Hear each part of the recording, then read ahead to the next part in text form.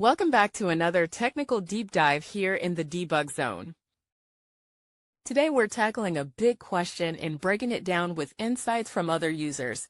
Hopefully this clears up some misconceptions and helps you get the answer you need. So buckle up, stay a little curious, and let's jump right in.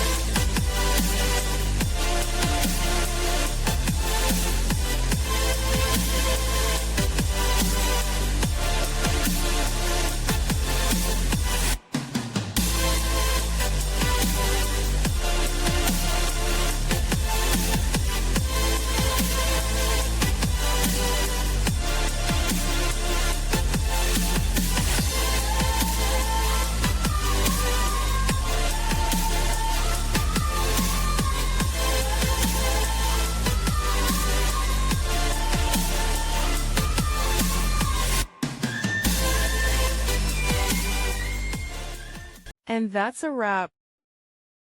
I hope you found the answer you were looking for. If you did, take a second to hit that subscribe button. It really helps out. And let me know in the comments which solution worked best for you. See you next time in the debug zone.